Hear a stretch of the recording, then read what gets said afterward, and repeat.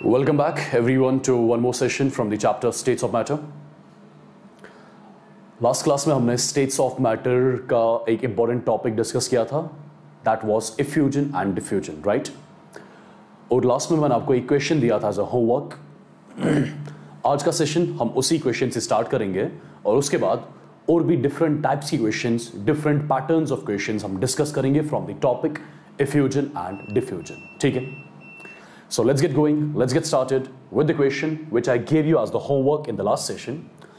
And the question is very simple. देखिए, X ml of H2 gas effuses through a hole in 5 seconds at 5 atm. The time taken by O2 gas to effuse the same volume at 10 atm will be.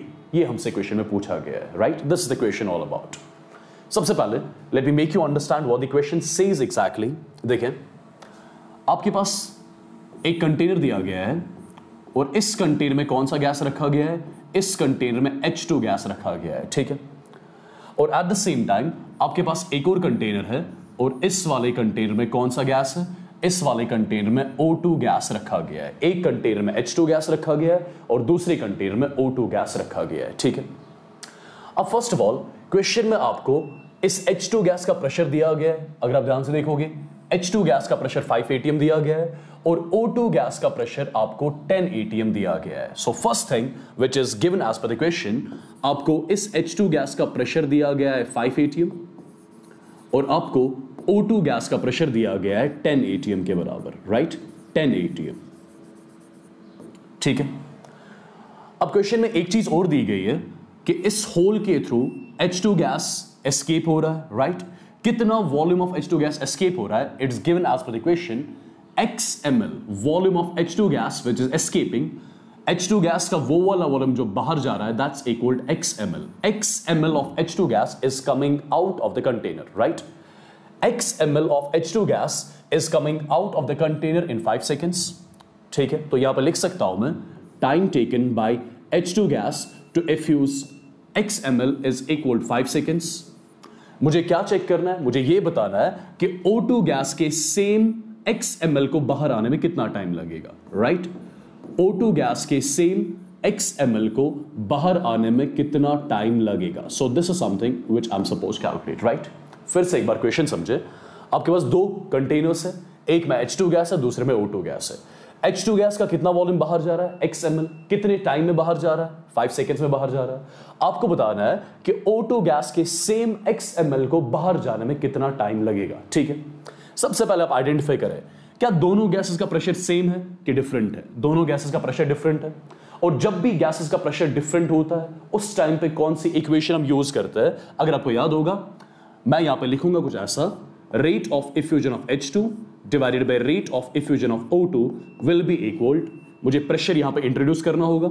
I write pressure of H2 divided by pressure of O2 square root of molar mass of O2 divided by molar mass of H2।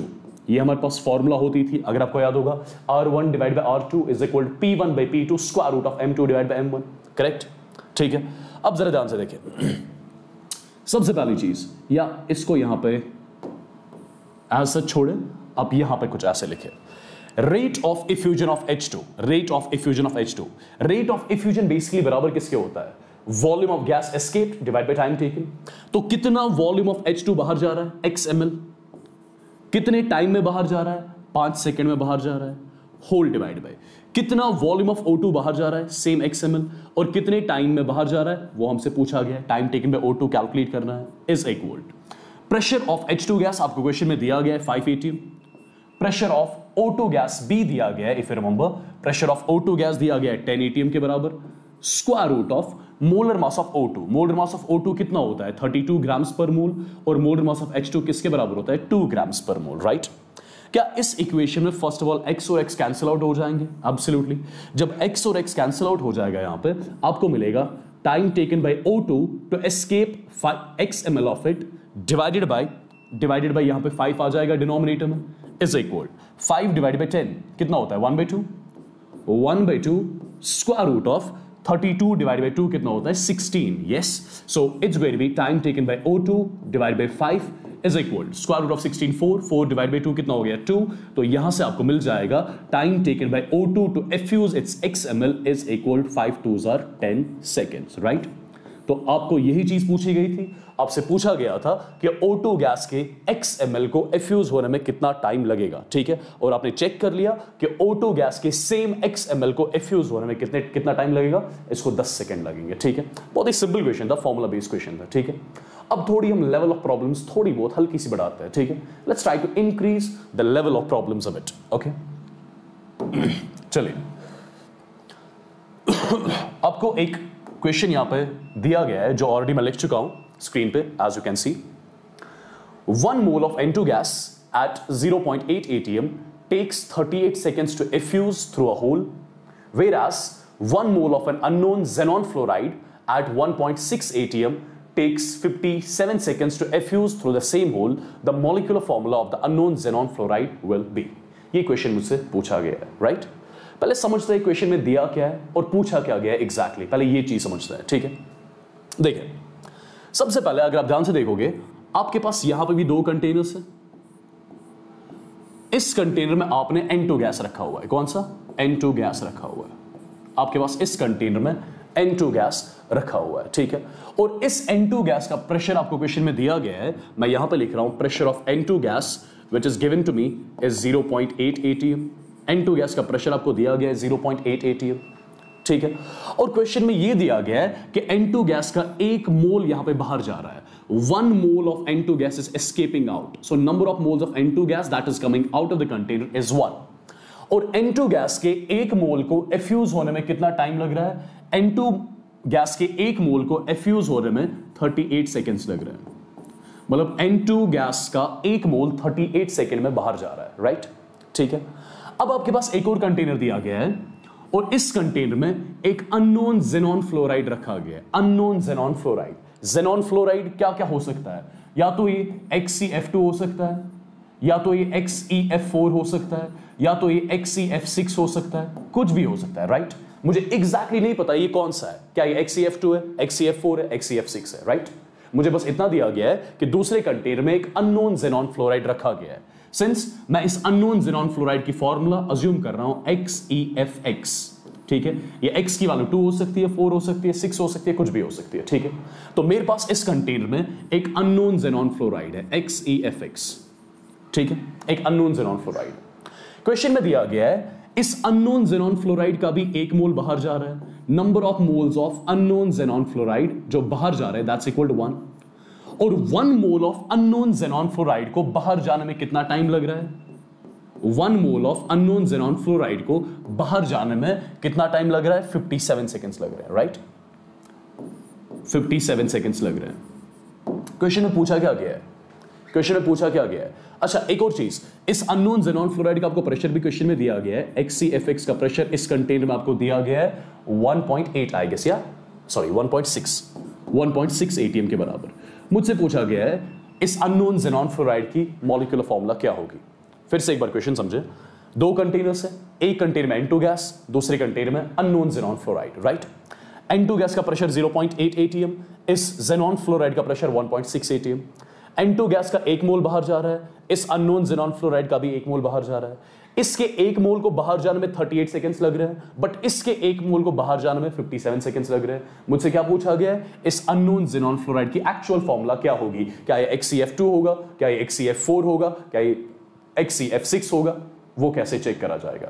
देखिए ध्यान से, सबसे पहले मैं इन 2 gases की rates of effusion को compare करूंगा। I will write something like this, rate of effusion of N2 divided by rate of effusion of XeFX किसके बराबर होगा, I will be writing pressure of N2 divided by pressure of XeFX square root of molar mass of XeFX divided by molar mass of N2, ठीक है, right.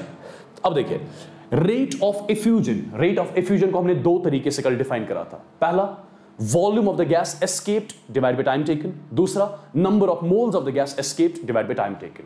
यहां पे मुझे moles के terms में डेटा दिया गया है, ठीक है, मुझे वॉल्यूम के टर्म्स में डेटा नहीं दिया गया है, मुझे मोल्स के टर्म्स में डेटा यहां पे दिया गया है। तो मैं क्या करूंगा यहां पे, understand, I will be writing something like this. देखिए, rate of effusion of N2 के बदले मैं लिखूंगा मोल्स ऑफ N2 जो बाहर जा रहा है, that's 1 divided by time taken by M2 38 seconds के बराबर, whole divided by rate of effusion of XCFX किसके बराबर, number of moles of XCFX जो बाहर जा रहे हैं, that's 1 divided by time taken by XCFX that's 57 seconds is equal pressure of N2 कितना दिया गया है 0.8 atm divided by pressure of XCFX कितना दिया गया है 1.6 atm under root of molar mass of XCFX, ये मैं कैलकुलेट करूंगा यहां पे, M stands for molar mass of XCFX divided by molar mass of N2 आपको ऑलरेडी पता होगा, that's equal to 28 grams per mole. ठीक है, क्या इस इक्वेशन को सॉल्व करके यहां पे molar mass of unknown xenon fluoride आ जाएगा?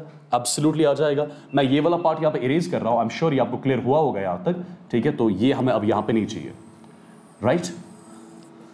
देखिए, मैं यहां पे लिख रहा हूं कुछ ऐसा, it's going to be 57 divided by 38, यहां पे आ जाएगा 57 डिवाइडेड बाय 38 इज इक्वल, ये आ जाएगा 1/2 1 divide by 2 square root of molar mass of xenon fluoride divide by 28, right?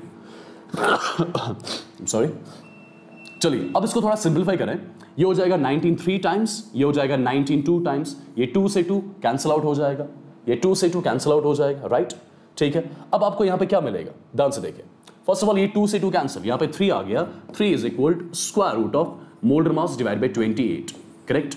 अगर आप दोनों साइड स्क्वायर करोगे ये आ जाएगा 9 is equal to what, molar mass divided by what, molar mass divide by 28, right? मैंने दोनों साइड स्क्वायर कर लिया, ये आ गया 9 is equal to molar mass divide by 28, और I can say molar mass of unknown xenon fluoride will come out to be 9 multiplied by 28, और ये वैल्यू किसके बराबर आ जाएगी, this is 9 8s are 72 2 7 9 2s are 18 और 7 कितना होता है 25, right? It's going to be 252 grams per mole. ये आपके पास क्या आ गया बेसिकली, ये आपके पास M की वैल्यू आ गई। What was M basically? M was basically the molar mass of unknown xenon fluoride। तो आपके पास unknown xenon fluoride का molar mass आ गया, राइट? सिंस मैंने कैलकुलेट कर लिया कि इस unknown xenon fluoride का molar mass कितना है, ध्यान से देखना अब क्या करूंगा मैं। I got to know the molar mass of XEFX, molar mass of XEFX is equal to 252 grams per mole, ठीक है? ग्राम्स पर मोल, ये है unknown xenon fluoride का मोलर मास, करेक्ट? ठीक है, अगर मुझे इस मोलर मास को इसके मॉलिक्यूलर मास में कन्वर्ट करना होगा तो मैं सिंपल लिखूंगा molecular mass of XCFX will be equal to 252, या तो AMU लिखोगे या U लिखोगे, मर्जी आपकी खुद की है, राइट? ठीक है, मॉलिक्यूलर मास ऑफ XCFX को लिखोगे 252 U, where U stands for unified mass, पढ़ा होगा आपने मोल कॉन्सेप्ट में, राइट? चलिए अब यहां पे इस मॉलिक्यूलर मास ऑफ XCFX की जगह क्या लिख सकता हूं मैं? How do we define molecular mass? Molecular mass is the sum of atomic masses of different elements. Molecular mass is the sum of atomic mass of different elements. अब देखिए, molecular mass of XCFX कितना होगा? Atomic mass of Xe, atomic mass of Xe plus X times atomic mass of what? Yeah, let me write it like this so that it will be a bit more clear to you. Just a second. I'll be writing molecular mass of XCFX किसके बराबर होगा? That's going to be equal to atomic mass of Xe plus X times atomic mass of fluorine, X times atomic mass of fluorine, that's going to be 252, ठीक है? अब सबसे पहली चीज let me tell you, xenon का molecular mass होता है 131 U के बराबर, 131 AMU बोल दो। xenon का एटॉमिक मास होता है 131 AMU या 131 U बोल सकते हो, plus X times what is the atomic mass of fluorine? Atomic mass of fluorine around होता है 19 इज इक्वल टू 252। जब आप इस इक्वेशन को सॉल्व करोगे यहां पे आपको x की वैल्यू अप्रॉक्सीमेटली कितनी मिलेगी? 6 के बराबर मिलेगी। अगर आपके पास x आ गया तो आपने आइडेंटिफाई कर लिया इस अननोन xenon fluoride की मॉलिक्यूलर फॉर्मूला क्या है? It's going to be XEF6। This is something which I was suppose calculate. I am sure ये आपको समझ आ गया होगा, राइट? ठीक है, तो किया क्या मैंने सबसे पहले इस अननोन xenon fluoride का मोलर मास निकाला जो आया 252 ग्राम्स पर मोल। मोलर मास से उसका मॉलिक्यूलर मास निकाला। मोलर मास को कैसे कन्वर्ट किया जाता है मॉलिक्यूलर मास में? सिर्फ यूनिट्स चेंज किए जाते हैं। ग्राम्स पर मोल को मैंने रिप्लेस किया AMU या U से, ठीक है? तो उससे मोलर मास कन्वर्ट हो गया मॉलिक्यूलर मास में। फिर मैंने molecular mass of xenon fluoride कैसे लिखा? सम ऑफ द एटॉमिक मासेस, ठीक है? तो वहां से मेरे पास x की वैल्यू आ गई, x की वैल्यू 6 आ गई। 6 का मतलब कि इस अननोन xenon fluoride का मोलर मास कितना होगा?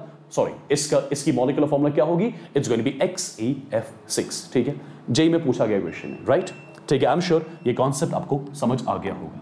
Let's move on to one more question, एक और अच्छा क्वेश्चन, ठीक है, आई होप आपने मोल कॉन्सेप्ट में average molar mass of gaseous mixture पढ़ा होगा। इस क्वेश्चन में average molar mass of gaseous mixture concept use करा जाएगा। कैसे, देखिए आप ध्यान से देखना मैं करूंगा क्या। This is a nice question, थोड़ा लेंथी है, ठीक है, बट इजी है अगर आपको मोल कॉन्सेप्ट अच्छी खासी नजर होगी, ठीक है। देखिए क्वेश्चन क्या है, अ gaseous mixture contains O2 and another unknown gas, ठीक है, इन the molar ratio of 4:1, effuses through a hole in 245 seconds. Under similar conditions, same volume of O2 takes 220 seconds to effuse. Find the molar mass of the gas. सबसे पहले अगर आपको कल वाला lecture याद होगा, मैंने आपको बताया था जब भी आपको क्वेश्चन में अंडर सिमिलर कंडीशंस लिखा हुआ मिलेगा, इसका मतलब है कि प्रेशर और टेम्परेचर क्या है, प्रेशर और टेम्परेचर सेम है दोनों गैसेस के, राइट, प्रेशर और टेम्परेचर सेम। अगर प्रेशर और टेम्परेचर सेम होते हैं तो कौन सी फॉर्मूला हम यूज करते हैं, R1 divide by R2 is equal to square root of M2 divide by M1, as simple as that, ठीक है। अब देखिए ये क्वेश्चन सॉल्व कैसे करा जाएगा, ध्यान से आप देखना, मैं बोलूंगा क्या। देखिए ये आपके पास एक कंटेनर दिया गया है, इस कंटेनर में एक गैस नहीं है, इस कंटेनर में दो गैसेस है, कौन कौन सा, इस कंटेनर में एक तो O2 गैस है और O2 गैस के साथ साथ एक अननोन गैस है, I have no idea which gas is it. इस कंटेनर में O2 गैस के साथ साथ एक अननोन गैस भी प्रेजेंट है, अननोन गैस भी प्रेजेंट है। तो फर्स्ट ऑफ ऑल इस कंटेनर में आपके पास एक गैस नहीं है, एक से ज्यादा गैसेस है, तो आपके पास एक मिक्सचर प्रेजेंट है इस कंटेनर में, you are given with a mixture of gas, आपके पास मिक्सचर ऑफ गैसेस प्रेजेंट है इस कंटेनर में, right. A gaseous mixture contains O2 and another unknown gas in the molar ratio of 4:1। इन दोनों गैसेस के मोल्स का रेशियो इस कंटेनर में कितना है, 4:1। 4:1 is the ratio of moles in the container. 4:1 is the ratio of the moles of these two gases in the container, right? ठीक है। अब ये जो फर्स्ट ऑफ ऑल कंटेनर में गैसियस मिक्सचर प्रेजेंट है, कहने से अगर यहां पे होल क्रिएट किया जाएगा, यहां से गैस बाहर जाएगी। अब कौन सी गैस यहां से बाहर जाएगी, क्या O2 गैस बाहर जाएगी कि अननोन गैस बाहर जाएगी, डेफिनेटली दोनों गैसेस बाहर जाएंगी। बेसिकली यहां पे मिक्सचर बाहर जा रहा है, यहां पे मिक्सचर ऑफ गैसेस बाहर जा रहा है, यहां पे मिक्सचर ऑफ गैसेस बाहर जा रहा है, राइट, ठीक है। Effuses through a hole in 245 seconds under similar conditions, same volume of O2 takes 220 seconds to effuse. Find the molar mass of the gas. देखिए, for let's assume इस gaseous mixture के VML बाहर जा रहे हैं, let's assume इस gaseous mixture के VML बाहर जा रहे हैं, कितने टाइम में बाहर जा रहे हैं, 245 सेकंड्स में बाहर जा रहे हैं। कितने टाइम में बाहर जा रहे हैं, 245 सेकंड्स में बाहर जा रहे हैं, राइट, 245 सेकंड्स में बाहर जा रहे हैं। इस गैसियस मिक्सचर जो कंटेनर में है, आपके पास कंटेनर में दो गैसेस है, मतलब कंटेनर में एक मिक्सचर ऑफ गैस प्रेजेंट है। अब ये मिक्सचर यहां से बाहर जा रहा है, कितना वॉल्यूम ऑफ मिक्सचर बाहर जा रहा है, आपको VML ऑफ मिक्सचर यहां से बाहर जा रहा है, कितने टाइम में, 245 सेकंड्स में, ठीक है। अब जरा ध्यान से देखो, आपके पास एक और कंटेनर दिया गया है और इस कंटेनर में क्या, कौन सा गैस प्रेजेंट है, इस कंटेनर में O2 गैस प्रेजेंट है, ठीक है, इस कंटेनर में O2 गैस प्रेजेंट है। क्वेश्चन में दिया गया है कि O2 गैस का सेम वॉल्यूम यहां पे बाहर जा रहा है, O2 गैस का सेम VML बाहर जा रहा है, कितने टाइम में बाहर जा रहा है, 220 सेकंड्स में बाहर जा रहा है, ठीक है। क्वेश्चन में दिया गया है कि O2 गैस का सेम VML बाहर जा रहा है, कितने टाइम में, 220 सेकंड्स में बाहर जा रहा है, ठीक है। मुझे कैलकुलेट क्या करना है, मुझे इस अननोन गैस का मोलर मास कैलकुलेट करना है, मुझे इस अननोन गैस का मोलर मास कैलकुलेट करना है। ये क्वेश्चन तभी कर पाओगे जब आपको मोल कॉन्सेप्ट पे अच्छी खासी नजर होगी, ठीक है। देखिए इस क्वेश्चन को सॉल्व कैसे करा जाएगा, ध्यान से देखना। सबसे पहली चीज, यहां से मिक्सचर है, यहां से एक ही गैस है, ठीक है, और इस गैसियस मिक्सचर और इस गैस का प्रेशर और टेम्परेचर दोनों क्या है, सेम, ठीक है, मतलब दोनों कंटेनर्स का प्रेशर और टेम्परेचर क्या है, सेम, करेक्ट। सबसे पहले मैं क्या करने जा रहा हूं, I will be writing rate of effusion of mixture, rate of effusion of this gaseous mixture divided by rate of effusion of O2, किसके बराबर होगा, it will be equal square root of molar mass of mixture, molar mass of gaseous mixture. अगर आपको याद होगा, molar mass of gaseous mixture को बोला जाता था एवरेज मोलर मास, MAV से रिप्रेजेंट करा जाता था, divided by molar mass of O2, divided by molar mass of O2, ठीक है। अब rate of effusion of mixture की जगह क्या मैं लिख सकता हूं, volume of the mixture coming out of the container, that's VML, divide by time taken कितना है 245 seconds, sorry, divided by rate of effusion of O2 कितना होगा, volume of O2 that's coming out of the container, that's V ml, divided by time taken by O2 to come out of the container, that's 220 seconds, is equal to square root of average molar mass of the gaseous mixture I'm writing as such divided by molar mass of O2 कितना होता है 32 grams per mole होता है, right? ठीक है, क्या यहां से V से V कैंसिल हो जाएगा, V से V कैंसिल हो जाएगा, ठीक है। अब जरा यहां पे ध्यान दो, V से V कैंसिल हो गया तो यहां पे आपको मिलेगा 220 divided by 245, 220 divided by 245 is equal to under root of MAV, under root of average molar mass of the gaseous mixture divided by 32। क्या इस इक्वेशन को सॉल्व करके यहां से एवरेज मोलर मास आ जाएगा? एब्सोल्युटली आ जाएगा, वी नो इट, ठीक है। और I guess average molar mass यहां से कुछ, I don't exactly remember the value, यहां से कुछ ना कुछ average molar mass of the gaseous mixture की वैल्यू आ जाएगी, ठीक है। फॉर एग्जांपल मैं अज्यूम कर रहा हूं, आप ये एक्चुअली कैलकुलेट कर लेना, ठीक है। मैं अज्यूम कर रहा हूं इसकी वैल्यू आती है सम 78 ग्राम्स पर मोल, ठीक है। ये आ गया average molar mass of the gaseous mixture, ठीक है। आप ये एग्जैक्टली कैलकुलेट करना, मुझे एग्जैक्टली इसका वैल्यू याद नहीं है, ठीक है, ना ही मेरे पास कुछ कैलकुलेटर है कैलकुलेट करने के लिए। So I am going to assume that average molar mass from this equation is coming out to be 78 grams per mole, ठीक है। बट जरा ध्यान से देखें, क्या मुझे इस मिक्सचर का एवरेज मोलर मास कैलकुलेट करना था? नहीं, मुझे यहां पे इस अननोन गैस का मोलर मास कैलकुलेट करना था। अननोन गैस का मोलर मास कैलकुलेट करने के लिए मैंने सबसे पहले इस मिक्सचर का एवरेज मोलर मास कैलकुलेट करा। अब देखें मैं करूंगा क्या, ध्यान से देखना। इस मिक्सचर में कौन कौन सी गैस प्रेजेंट है? O2 और अननोन गैस। O2 का मोलर मास कितना होता है, जो मैं M1 से रिप्रेजेंट कर रहा हूं, ये 32 ग्राम्स पर मोल होता है। इस अननोन गैस का molar mass for example M2 के बराबर है। क्या मैं इसको N1 बोल सकता हूं, इसको N2 बोल सकता हूं? ये गैसेस के मोल्स का रेशियो N1 N2, ठीक है। आपने एक फॉर्मूला पढ़ी होगी मोल कॉन्सेप्ट में, average molar mass of the gaseous mixture is equal to M1 N1 plus M2 N2 plus M2 N2 divided by N1 plus N2। I hope आपको ये याद होगी, अगर याद नहीं है तो याद कर लो आज के बाद। Average molar mass of the gaseous mixture is equal to M1 N1 plus M2 N2 divided by N1 plus N2, ठीक है। अब average molar mass of the gaseous mixture तो कैलकुलेट कर चुके हम, जो मैं अज्यूम कर रहा हूं 78 के बराबर, right, is equal to M1 की वैल्यू 32 के बराबर है, N1 की वैल्यू 4 के बराबर है, M2 की वैल्यू कैलकुलेट करनी है, N2 की वैल्यू 1 के बराबर है, divide by N1 plus N2, 4 plus 1 5 आ जाएगा। क्या आपके पास एक इक्वेशन आ गई जिसमें एक ही अननोन है, और अननोन कौन सा है? M2। क्या यहां से आप M2 की वैल्यू सॉल्व कर पाओगे?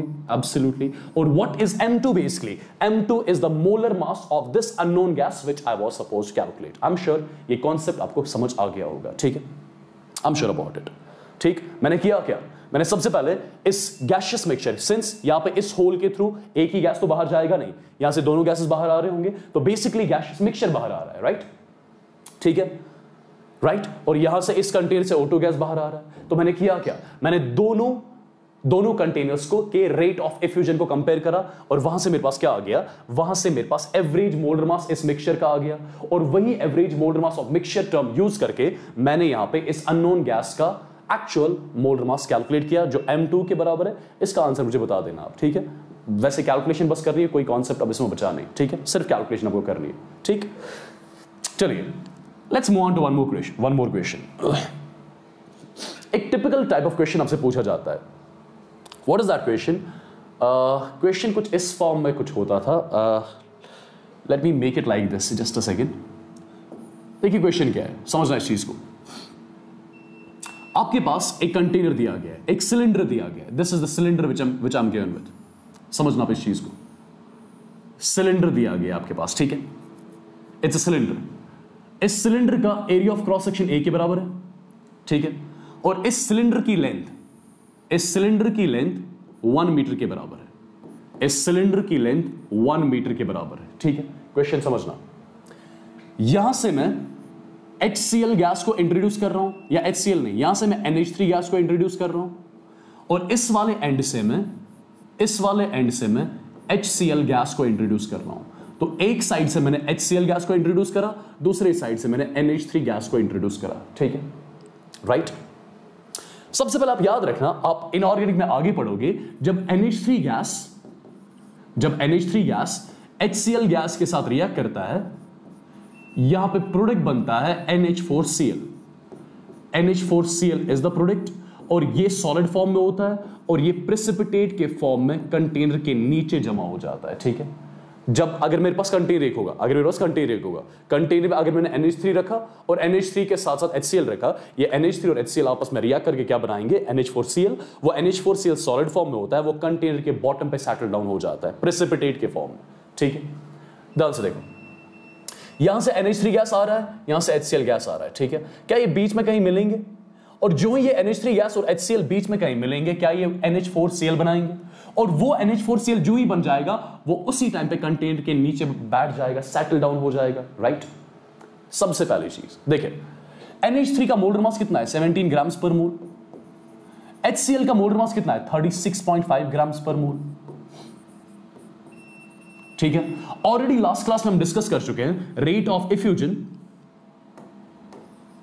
लास्ट क्लास में हम डिस्कस कर चुके हैं rate of effusion is inversely proportional to square root of molar mass. जिसका मोलर मास ज्यादा उसके चलने की स्पीड कम, जिसका मोलर मास ज्यादा उसके चलने की स्पीड कम। अगर मैं दोनों गैसेस को साइमल्टेनियसली इंट्रोड्यूस करूं, किसकी चलने की स्पीड कम होगी, किसकी चलने की स्पीड ज्यादा होगी? जिसका मोलर मास ज्यादा होगा उसकी चलने की स्पीड कम होगी। तो HCl गैस के चलने की स्पीड कम होगी और NH3 के चलने की स्पीड ज्यादा होगी। तो ये गैस कहीं यहां पे मिलेंगे, क्लोजर टुवर्ड्स दिस एंड, ठीक है। The two gases they will meet closer towards the HCl end। ये समझ रहे हो? फिर से एक बार सुनो, यहां से HCl गैस इंट्रोड्यूस कर रहा हूं, यहां से NH3, दोनों गैसेस को साइमल्टेनियसली इंट्रोड्यूस कर रहा हूं। बट HCl का मोलर मास ज्यादा है तो HCl के चलने की स्पीड कम होगी, HCl के चलने की स्पीड कम होगी, ठीक है। NH3 की ज्यादा होगी कंपैरेटिवली। तो ये जो NH3 और HCl मिल रहे हैं, कहां पे मिल रहे हैं एग्जैक्टली? ये मिल रहे हैं closer towards this end, they are meeting closer towards this end. और जो ही ये NH3 और HCl मिलेंगे, मिलके क्या बनाएंगे, मिलके NH4Cl बनाएंगे और वो NH4Cl फॉर एग्जांपल यहां पे सेटल हो जाएगा। This is the NH4Cl, this is the precipitate। आपको यह बताना है इस precipitate NH4Cl से इस एंड तक की डिस्टेंस कितनी है। आपको यह डिस्टेंस कैलकुलेट करनी है, राइट। आपको यह डिस्टेंस कैलकुलेट करनी है।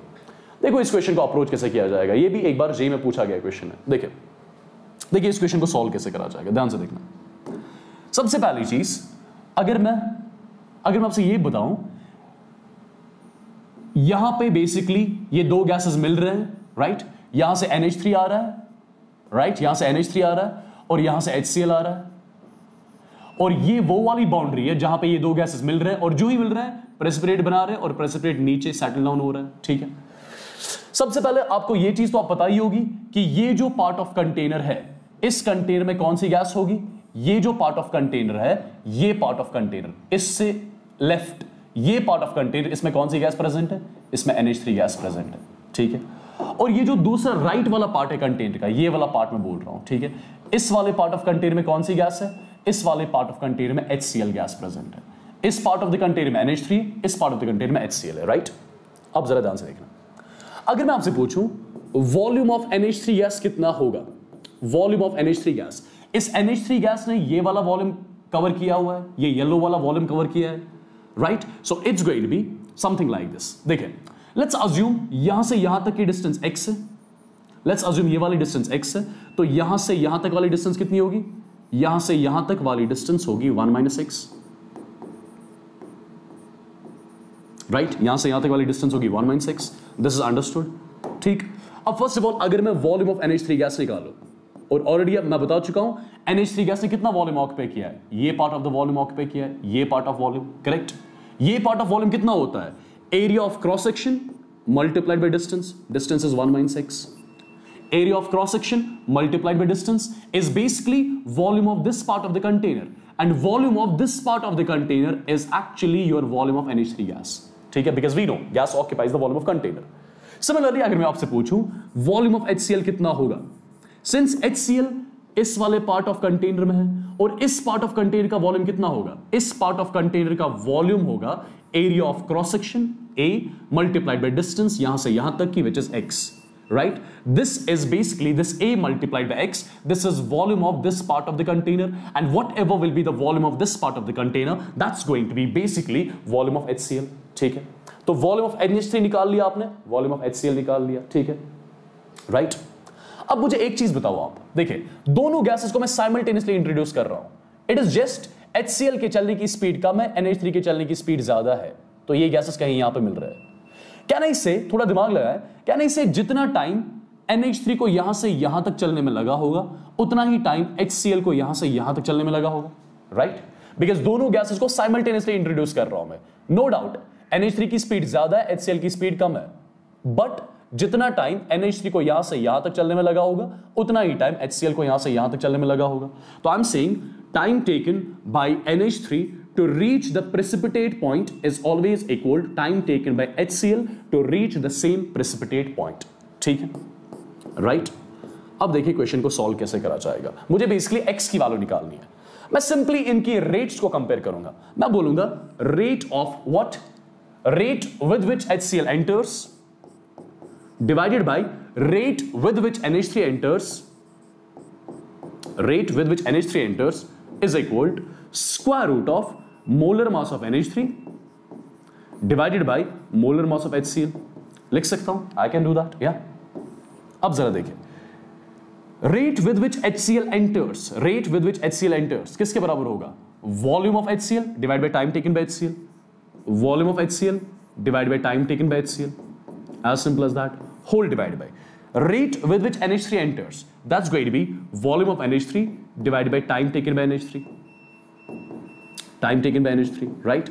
This is equal square root of molar mass of NH3, molar mass of NH3 कितना होता है 17 grams per mole divided by molar mass of HCl कितना होता है 36.5 grams per mole। ठीक है, अब सबसे पहली चीज time taken by HCl to reach the precipitate point is equal to the time taken by NH3 to reach the precipitate point. ये मैं ऑलरेडी बता चुका हूं आपको, ठीक है? तो ये कैंसिल हो गया।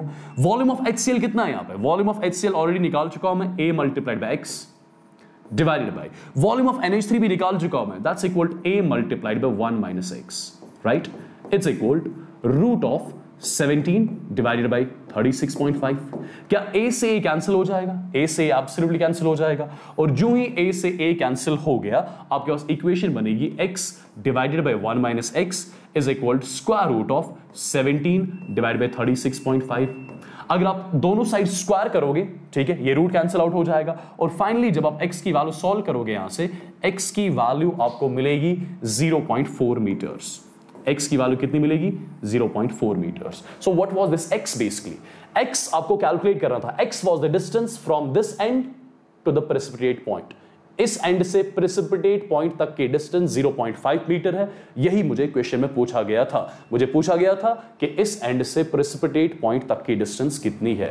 ये क्वेश्चन अब याद रखना, ठीक है? इसका अप्रोच अब याद रखना बेसिकली, ठीक है? You need to remember the approach of, you need to remember how to approach to these sort of problems, ठीक है? अगर आपको अप्रोच याद रहा तो इजीली आप इस टाइप के क्वेश्चंस कोई भी कर सकते हो, ठीक है? आपको बुक पे भी इस टाइप के बहुत सारे क्वेश्चंस मिलेंगे। अगर ये क्वेश्चन समझ आ गया तो इजीली आप वो वाले क्वेश्चन भी सॉल्व कर सकते हो, ठीक है?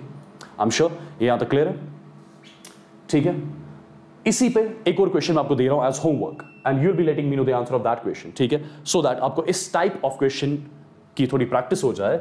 ये मैं सिलेंडर फिर से ले रहा हूं, ये मैं सिलेंडर ले रहा हूं, राइट? इस सिलेंडर की लेंथ फॉर एग्जाम्पल 5 मीटर्स है, इस सिलेंडर की लेंथ 5 मीटर्स है, ओके? यहां से मैं HCl गैस को इंट्रोड्यूस कर रहा हूं और यहां से मैं NH3 गैस को इंट्रोड्यूस कर रहा हूं। प्रेसिपिटेट कहीं यहां पे बन रहा है, प्रेसिपिटेट कहीं यहां पे बन रहा है। मुझे आप बताना इस प्रेसिपिटेट पॉइंट से इस एंड तक की डिस्टेंस कितनी है, right? This is the distance which I want to know, ठीक है? मुझे आप बताना इस प्रेसिपिटेट पॉइंट से इस एंड तक की डिस्टेंस कितनी है। This is going to be your homework. You are going to let me know the answer of this question on the Insta, WhatsApp, Telegram, जहां भी आपको मिलूंगा मैं, ठीक है? So with this your effusion diffusion is over.